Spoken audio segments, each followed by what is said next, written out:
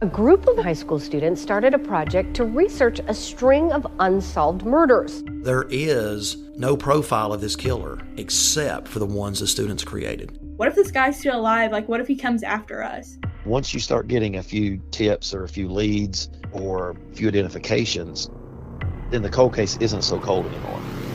This is Murder 101. Listen to Murder 101 on the iHeartRadio app, Apple Podcasts, or wherever you get your podcasts. It's Kate and Oliver Hudson, host of the new podcast, Sibling Revelry. That's right. We started this show because, you know what? No one talks about siblings and that dynamic. The siblings, they know each other better than anybody. Yes. You know. Listen to Sibling Revelry on the iHeartRadio app, Apple Podcasts, or wherever you listen to podcasts. Episode 69, Creating a Fulfilling Minimalist Lifestyle. Welcome to the Frugal Friends podcast, where you'll learn to save money, embrace simplicity, and live a richer life. Here are your hosts, Jen and Jill. Getting it, creating it. Welcome back to the Frugal Friends podcast. My name is Jen. I'm Jill.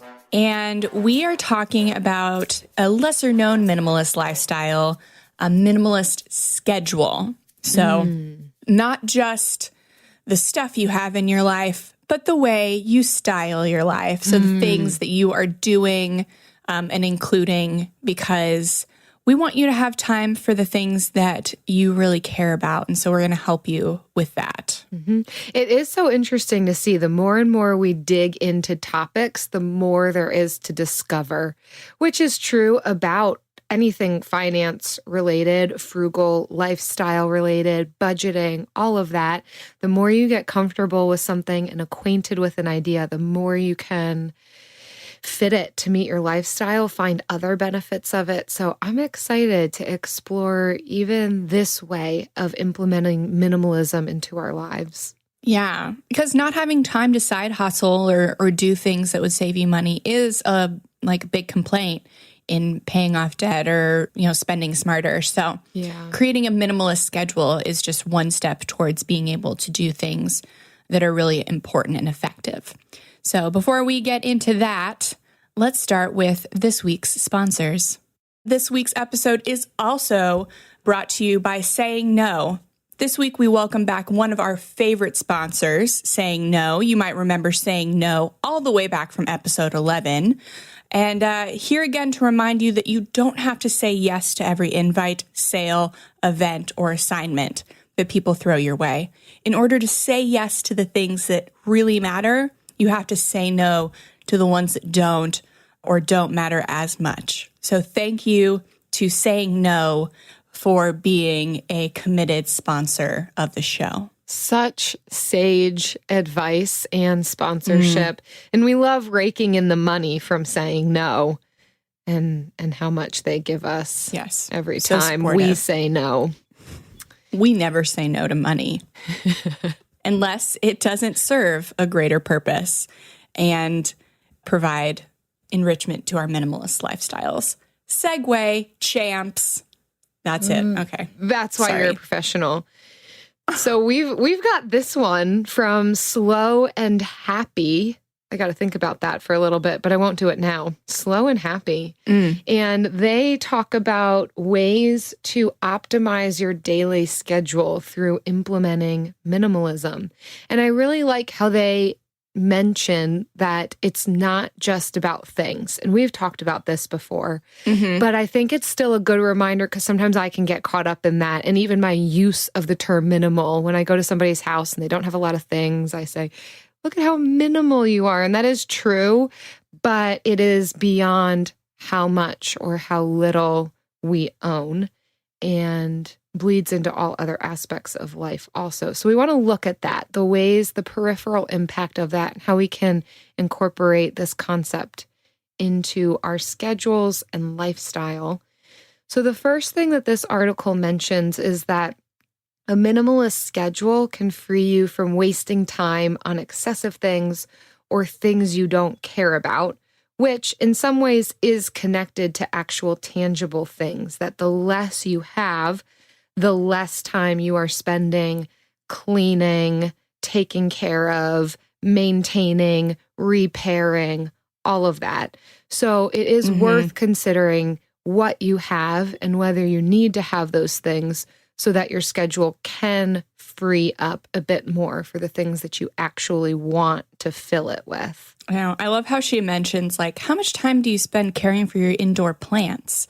And I'm like, none. That's why they all die. Yeah. So it's things that you don't really think about that play into your schedule and just take up so much of your time. And if you are not spending time on them, then you're spending time stressing about them, like I do about indoor plants. It was an odd example. I didn't really resonate with it. And I will say for some, it's what gives you joy of having live things in your house, but can get hoarderish at times.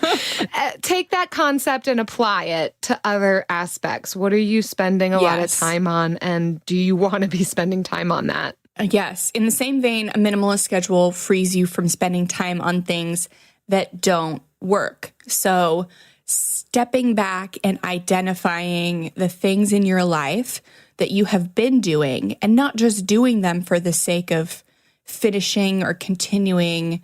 Like, we have been conditioned to think that if we start something, we have to finish it or we have to keep doing it, but really taking time to assess whether these things are working. And a lot of business owners will do that. They'll take time to assess what's working in the business, what's profitable, and they will stop doing the things that aren't working or profitable. And we should be doing the same thing in our own life, like assessing like, is this giving me joy? Is this bringing me life? Is this furthering my goals? And if not, being able to say no to it. Constantly evaluating that, just like how you would reevaluate or revamp your budget every month. Also, living a minimalist lifestyle can create space to enjoy tasks. So again, this is the both and. The impact of having fewer things surrounding you also creates mind space, emotional space to be able to engage in tasks in a richer way. So they give the example of even like a home office. If it's not cluttered, you might be able to more so focus on what's at hand, what you need to be doing. And I think we've even talked about this in our digital minimalism episode of how much freer you can be to engage in what you need to engage in if your space is one that you want to be in. And I know for me, the state of my house, although it's not a house, my home, the state of my vehicle that I live in is reflective of where I'm at kind of emotionally. If it's super cluttered, then I am super cluttered. It is harder for me to get things done than if it is clean and organized to some degree. So keeping that in mind, that if you are having trouble making the most of your time, take a look at your surroundings and figure out, do I need to eliminate some of this stuff so that I can do what I need to do? Yeah. And sometimes you will have a big task, like a big clean of your house or something, but then maybe breaking it up into sections so that it doesn't feel so daunting, like 30-minute or singular tasks can also be a way to not dread the task when it comes up, but to enjoy it. And at least if you don't enjoy it, to make it pleasant. And so you feel good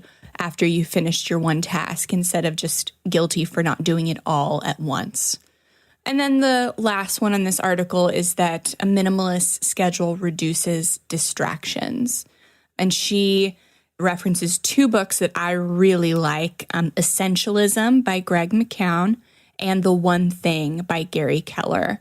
So essentially working on one thing or minimal amounts of things reduces distraction and eliminates like goal competition, to where a bunch of good things are competing for your attention and none of them gets done, instead of just focusing on a few important things so they don't compete with each other. That is interesting. I have heard of a few people that it seems to work for to be doing a bunch of things kind of all at once. I think it's a little bit of a misconception. We can't actually do a bunch of things all at once, but moving from thing to thing.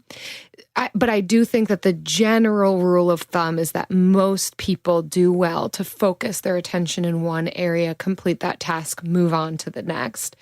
But I don't want to lose the outliers in this situation who do kind of need something to break it up and have a bit of those brain breaks, if I can say it in that way, and kind of be bouncing around a bit.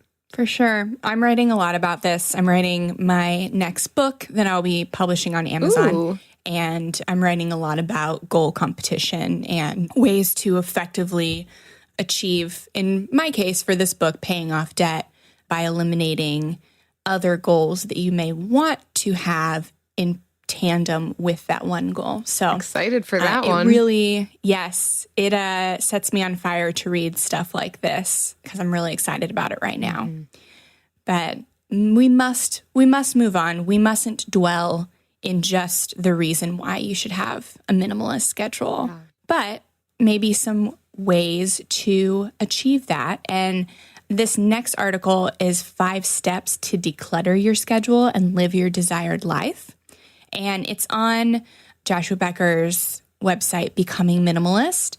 And we had him on the show a while ago. It was such a treat to get to talk to him. He's like one of the godfathers of minimalism, and he's such a good guy.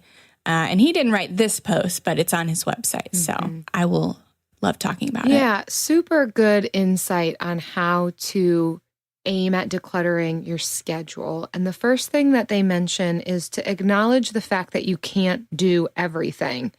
And my goodness, is this so important? Yes. In that we all have capacity, and we may see that it's different for everybody, which it is. My capacity is different from yours, but we still cannot do it all. We don't have unlimited options. And I think it's a misconception to say time management, because we don't actually manage time. Yes. Like, we all only have 24 hours in a day. We manage ourselves in the midst of time. So acknowledging that I have 24 hours, how do I want to manage myself? What are the most important things that I need to be doing? What are the things that I need to eliminate? What do I want to spend time on? Because what can happen is that if we think we're unlimited, or we don't have capacity, or we're somehow going to get it all done, what can happen is we spend a whole lot of time doing the unimportant tasks, never getting to the important tasks, and become super frustrated that we just can't seem to get this done. So first step, acknowledgement. It always is, right? So yes, instead of trying to get everything done, just create fewer things to get done. Because we've recognized that we're not going to be able to do it all. So I love that. Don't take off your cape, your Superwoman cape. I love the one less thing you have to launder. Yeah, the video compilation on The Incredibles. I believe it was the first movie where it was all of their capes sucking them into dangerous things, like lose the cape. I kind of think about that with this. Like, you can't do it all. You're not Superman. You're not Superwoman. Lose the cape. It gets people in trouble anyhow. And then move on to point number 2. Yes. And that is clarify what's most important to you. So not to your family, not to your spouse, not to your friends. What's most important to you? And so step back, because it may not be the things that you think are important to you. There may be the things you think should be important to you. So just observe, like, what kind of person do you want to be? What relationships are most important to you? And what do you want to accomplish? And find clarity in these 3 things, and that will tell you the things that should be in your schedule. So once you understand, there's another book, Start With Why, from Simon Sinek. It's directed at business owners, but it says when businesses start with the why and base their marketing around it, that's what sells people. So if you start with the why, like, what are you trying to accomplish? What are your goals? What relationships do you want to nurture long term? And what kind of person do you want to be long term? That's going to tell you what to include in your schedule, and things that don't help you get there can be eliminated. Mm-hmm. I love this article because I think it is causing us to reflect on just important life things that we should all be reflecting on anyhow, regardless of whether or not we're trying to get at a minimalist lifestyle. It's interesting. There's a lot of overlap. When Eric and I went away back in March, I wanted to take time to process and reflect on some of the things that have just happened in the last 6 months and look forward to what I want the future to look like. And there was a lot of similar questions that I went through in that process to what's listed out in this article. So I think an excellent exercise for anybody. I think it's next level to pause and reflect and process and plan for the future. I think that it requires a degree of maturity and ability to sit with our own thoughts. But I think they not only say, how do we want to get at a frugal lifestyle, but just who's the person I want to be? What are the relationships I want to be a part of? I think these are fantastic questions to ask and can help with whatever lifestyle you're trying to move towards. Yeah. The third thing to consider here is determine what you have to do to then live for those things. So once you've determined your whys and answered some of the questions that Jen just went through, then kind of work your way backwards to say, all right, if I'm going to get at that, what are the steps that someone would need to take to do that? And this can help you to map it out, to figure out where your time will be best spent and identify the ways that aren't maybe currently working. Maybe your reality versus your perceived self is drastically different. So, okay, how do we course correct? How do we get back on track? What are the things that I thought would work that aren't working? And I can begin eliminating and or incorporating new things to get towards that singular focus. And 4 is say no to other stuff that hinders you. I've taken all of the say no things for myself. It's not enough to know what things you should do and what things you shouldn't do. You have to be self-aware enough to say no to them out loud. And whether it's saying no to going out to eat with friends or saying no to an opportunity that might make you a little money, but you could do something that's more profitable with your time, or doing something that just doesn't serve you, like you don't find joy in, like it's just draining. So I grew up in the church and all the women were, stay-at-home moms. It's very typical, very stereotypical. And so whenever anybody asked them to do anything, they always said yes. I guess it was just that like mom guilt thing where they feel like if I'm not working, I have to say yes to doing everything else and keep the house clean and have dinner on the table at 6. Like I have to do everything. And I watched so many women burn out and they all looked so stressed. I guess I can't collectively say like every single woman, but I just remember this really vividly. And so it's caused me in my adult life to really just say no up front, which also isn't healthy, like to just immediately say no to things and then go back and say yes.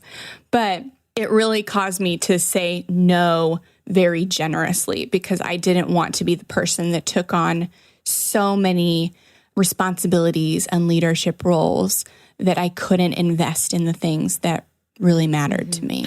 And this is a learned thing too. Saying no, again, across the board, it's useful in life. And it comes up against our boundaries, whether or not we have healthy or unhealthy boundaries and a surety inside of ourselves of who we are and whether we feel comfortable or confident in our choices and ability to say no or to push back on ideas. So exploring this topic will inevitably touch on so many other aspects of our lives that are worthwhile to explore and will help us in the long run.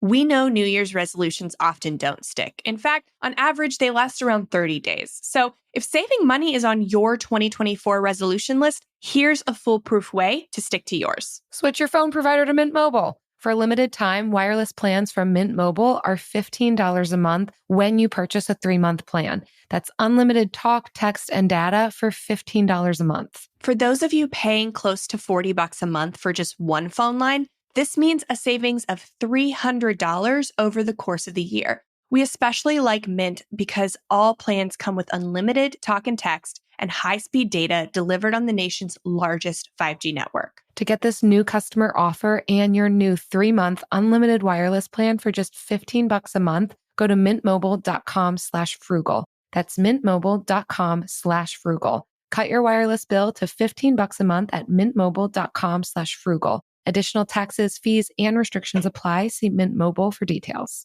AI might be the most important new computer technology ever. It's storming every industry, and literally billions of dollars are being invested. So, buckle up. The problem is that AI needs a lot of speed and processing power. So, how do you compete without costs spiraling out of control? It's time to upgrade to the next generation of the cloud, Oracle Cloud Infrastructure, or OCI. OCI is a single platform for your infrastructure, database, application development, and AI needs. OCI has 4 to 8 times the bandwidth of other clouds, offers one consistent price instead of variable regional pricing. And of course, nobody does data better than Oracle. So now you can train your AI models at twice the speed and less than half the cost of other clouds. If you want to do more and spend less, like Uber, 8x8, and Databricks Mosaic, take a free test drive of OCI at oracle.com/strategic. That's oracle.com/strategic. oracle.com/strategic. And so finally, with this, number 5 is to figure out what motivates you. And I love how they word this. The author says, study yourself and figure out what makes you tick. It sounds like an odd concept, but I love it. I think self-knowledge, self-understanding is so important. We often don't try to explore this to know what are my needs, what are my wants, what are my goals, how do I make sure that they're met so that I can, live out of a place of well-being. And so I love what he is encouraging us towards here. And this could include, I would define this as what's life-giving. Like if we were to picture a jar of water, the things that deplete you or the things that you kind of dump water out on, and the things that are life-giving to you or the things that kind of put water back into your jar. Both happen. Neither, it's not reality to have only a filled up jar or only a depleted jar, right? We're constantly pouring out or receiving, being poured into. But to pay attention to what are the things that are life-giving, what makes you tick, whether that they've listed out, maybe it's music or blogging or dancing or painting or singing or jogging or weightlifting, whatever it is, just something that you really enjoy that you can also incorporate into your time. And this will come along with, as you find things to eliminate and say no to, this can be some of what you do fill your time with. Maybe not everything, because it is important to give back, but this will help in feeling the benefits of a minimalist schedule and being able to incorporate things that actually matter to you, and then having the space and capacity inside yourself to do the things that might be more difficult or draining at times. And this is great if you are stressed about having too much in your life and you want to just step back, then you're going to resonate with this so much. If you're the type of person that thrives on going nonstop, which is, for as much as I say no, is actually me, I would encourage you to challenge yourself by really eliminating a good portion of your schedule if you can, because it's humbling and it's eye-opening, the crutches that we use in our schedule to avoid more important things. And to take that step back and challenge yourself in this minimalist schedule can really be important moving forward, not just in your stress level, but what you do financially, the things that you pay for and the things that you will not pay for. Yeah.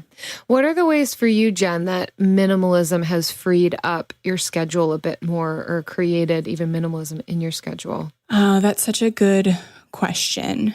So when I was pregnant, I had a few leadership roles, and I specifically in my church, and I made the decision to step back from those and like leave all of those ministries because I wanted space and time before I had a baby to enjoy other things.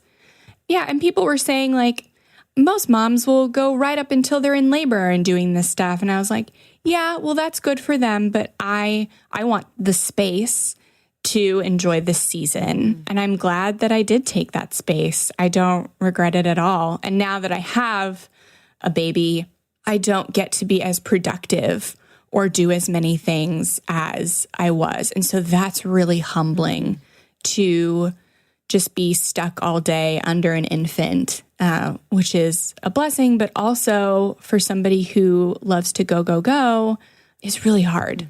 So I'm kind of taking these lessons for myself as well. How about you, Jill? Yeah, I've noticed, I think that this is something I have to work at. I'm not saying that my schedule could get easily filled. And so for me, it's a discipline to actually schedule times to rest. And you'll see that in my planner.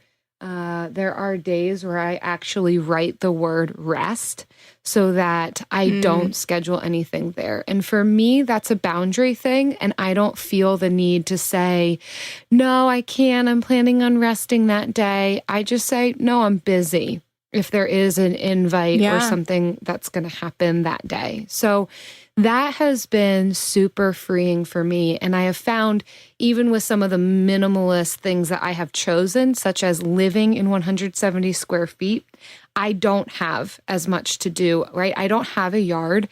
I have small space that takes me about 10 minutes to clean. So that I have found has freed me up a lot. And so the other night was a rest night. I could have filled it. Eric was out for the night and I pulled out my pencils and charcoal and drew.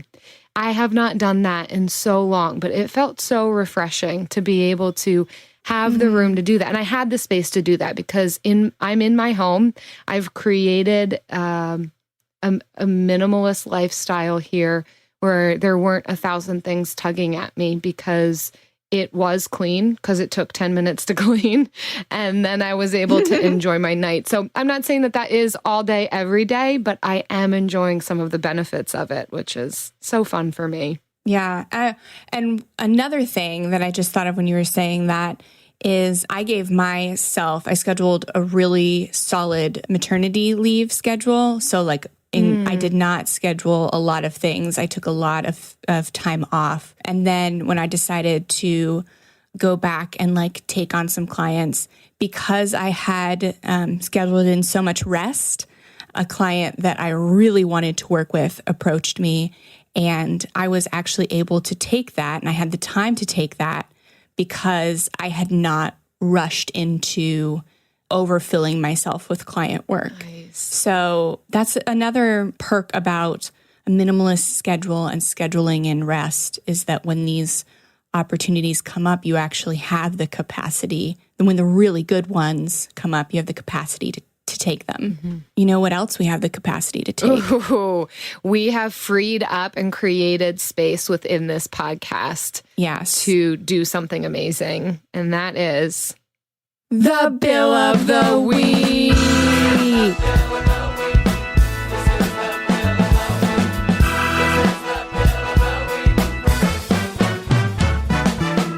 That's right.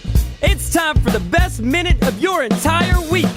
Maybe a baby was born and his name is William. Maybe you paid off your mortgage. Maybe your car died and you're happy to not have to pay that bill anymore. Duck bills, Buffalo Bills, Bill Clinton. This is the Bill of the Week. Hi, Jen. Hi, Jill. This is Layla from Vancouver Island in Canada. My bill of the week is my credit card bill, which I finally paid off in full this month. Now, I usually pay off most of my credit card bills, but I've developed a bit of a traveling addiction in the last 2 years, and that slowly racked up a bit of a leftover. So I decided to minimize my spending this past month and pay it all off in full, hoping to keep it that way and start budgeting more for my future travels, which may be a little bit limited because I work full-time as an economist by day and I'm a master's student by night. Here's hoping to pay off my student debt by the end of the year. Thanks, and keep doing what you're doing. It's awesome. I enjoy listening to your podcast. Thank you, Layla. That's so awesome. Yeah. Thanks for sharing, Layla. My goodness, you've got a full plate. So congratulations on paying off your credit card bill in full.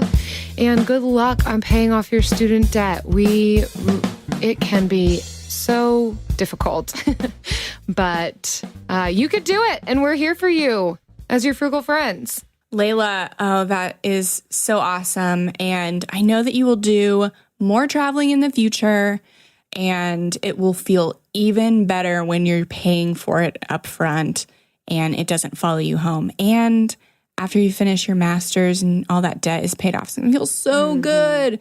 We're so proud of you, Layla. So thank you for leaving us a bill. And if you want to submit your bill of the week, visit frugalfriendspodcast.com/bill. And please leave us something to get excited about, because we get excited every single week. Yeah, we do. It never fails. We love it. It's not old yet. Nope, it's not. It's not. It will not be old.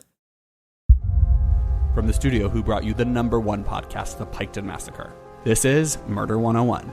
A group of high school students started a project to research a string of unsolved murders. Those murders happened in the mid-1980s. He's out there doing stuff. He just didn't stop. Everything that the students predicted through their profile turned out to be accurate. Redhead killer profile.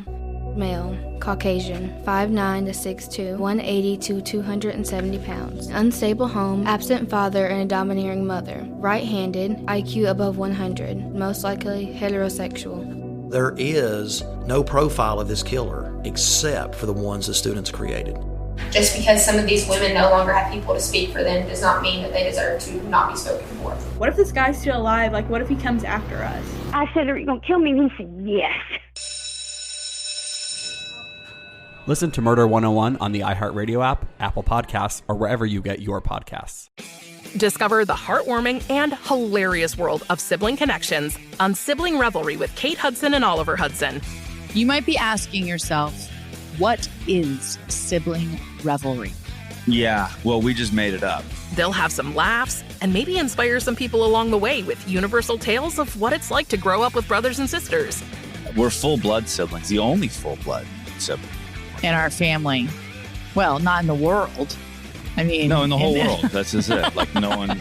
Dive into family tales and explore the human mind with guests like Joel and Benji Madden. And it's fun because we've decided to open it up, you know, to really like all kinds of different siblings. And it's going to be an awesome season. It's more than a podcast. It's a celebration of the ties that bind us. Listen to Sibling Revelry with Kate Hudson and Oliver Hudson on the iHeartRadio app, Apple Podcasts, or wherever you get your podcasts. Well, it's time for our next favorite segment that we've created space for. It's time for the lightning round.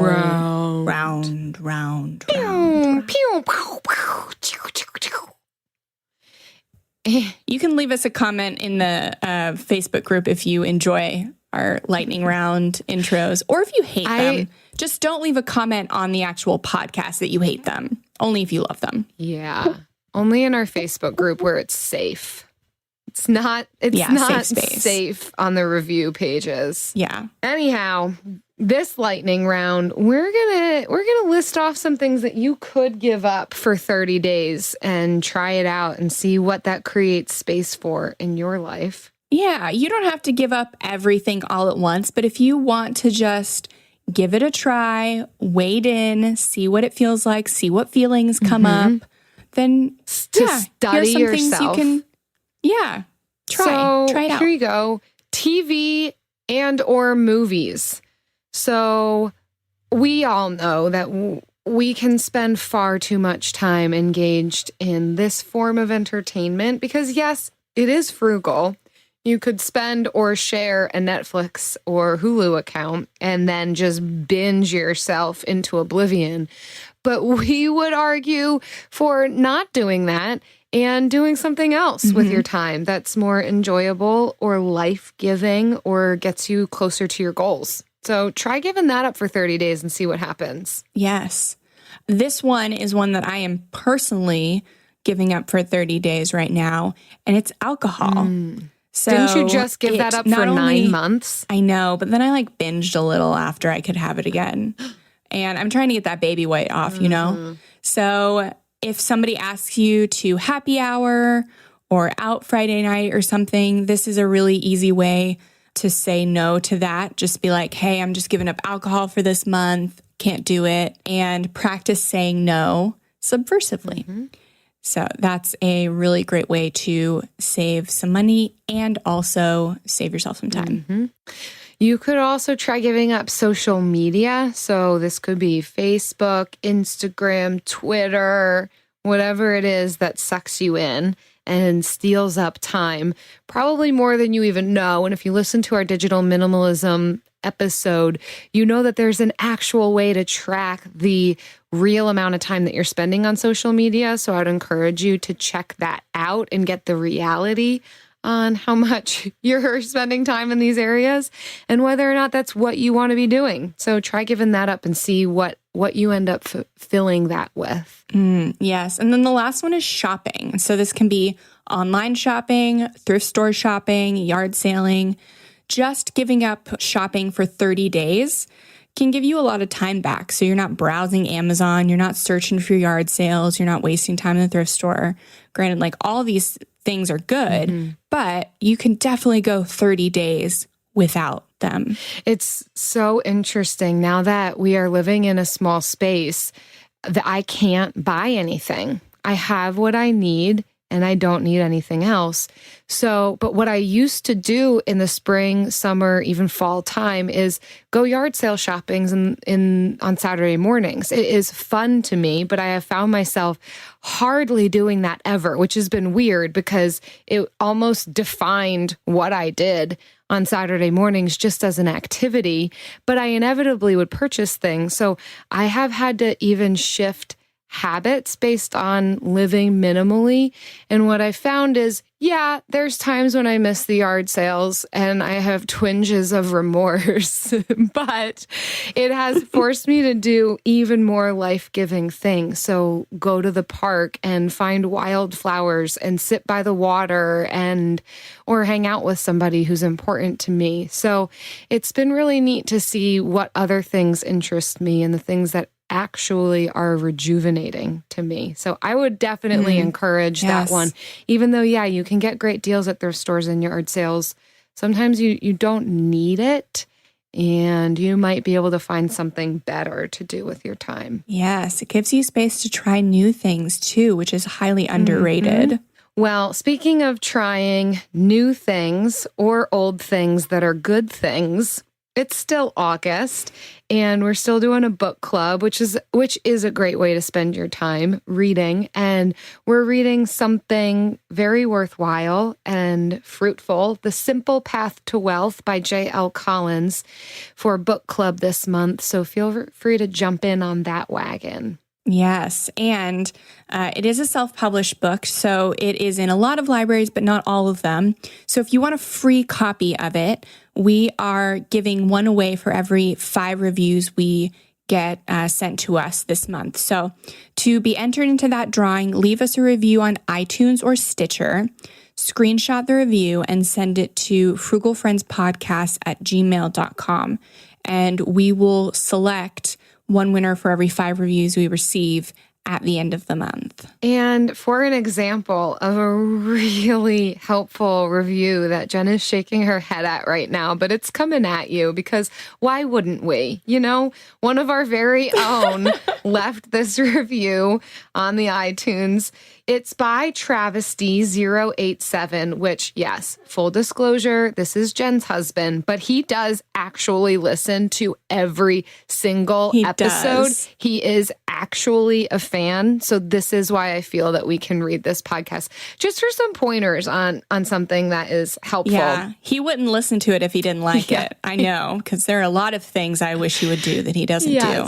So it just happens to be 5 stars because that's actually how he feels about it. And the title is I'm in love with these ladies. That makes sense for one of us. Doesn't quite make sense for the other one. So we'll talk about that later. But I love the tips they give. And I really love how Jen and Jill play off each other. I love listening to it on my way to and from work. It's informative and it makes me laugh. Thank you, ladies, for making my Fridays even that much more enjoyable. P.S. Jen, your voice sounds really cute. Want to get a $4.50 latte? Winky face. So, yes, that happened. A little bit of background for that happening is an unfortunate 1-star review that we got recently. We talked about it, I think, on a previous podcast or an upcoming podcast. We did. Where they really used all of their words to tear us down. So this is just a really good reminder that we are real people. Even though it sounds like, we are professional experts, almost robots, and we don't have real feelings. No. We do. And also, no, we're not claiming to be experts or professionals. We're just friends. So, yeah, I do write about personal finance for a living, but that just makes it easier for me to write these show outlines and find these headlines. So that's what it does for me. Otherwise, I'm in it with everybody else. We're all in this together, trying to find better ways to spend money and spend our time. So that's where we're at. And so if you feel like this podcast is helping you do that, we would love for you to leave a positive review, and it helps other people find us. And so they can also save money and be motivated. Just like all of your fantastic bills of the week, every time we get one that says we helped, our show helped you do something, we just get goosebumps. So it is amazing.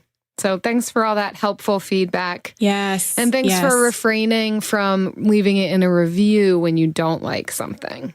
For sure. If you don't like something, please feel free to email us. We are fine with that. We love making this show the best it can be. And if that means changing some things, we are more than willing to do that. Although we cannot change the tone or pitch of our voices. Oh, yeah, so true. Other than that, we will see you back here, or we will hear you back here next week. You'll hear us here next week. Have a good weekend. Bye. Frugal Friends is produced, edited, and mixed by Eric Sirianni.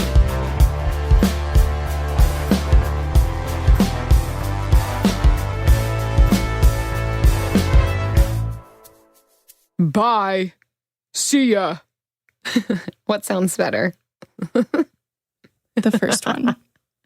Your regular voice. I'm trying new things. And gotta win them over. Travis, somebody wanted to know how to tell us apart, our voices. And I said, you shouldn't be able to. It should sound like we're just talking to each other, like talking to yourself. Yeah. We are one entity. I did see that. Travis was like, Jill's the one with the unique laugh. And I'm like, don't say that. Unique. That's a kind way of saying. The obnoxious one is Jill. The other one is Jen. Oh. Yeah, now I can be identified by my baby. So that's how they identified me. Anytime somebody talks about having a baby, and then anytime somebody talks about eating a baby's thighs, that's Jill. Yes. That's how you tell. Oh, man. Yeah. Well, we're real people, so. Yeah, and we really love our listeners. So that's all. That's it, and that's all. That's it. Introducing Allbirds' new Wool Runner 2, redesigned to redefine comfort. Extra cushioning offers a plush ride, and premium materials deliver a cozy fit. Go to allbirds.com and use code FRESH24 for a free pair of socks with purchase today. A group of high school students started a project to research a string of unsolved murders. There is no profile of this killer except for the ones the students created. What if this guy's still alive? Like, what if he comes after us? Once you start getting a few tips or a few leads or a few identifications, then the cold case isn't so cold anymore. This is Murder 101. Listen to Murder 101 on the iHeartRadio app, Apple Podcasts, or wherever you get your podcasts.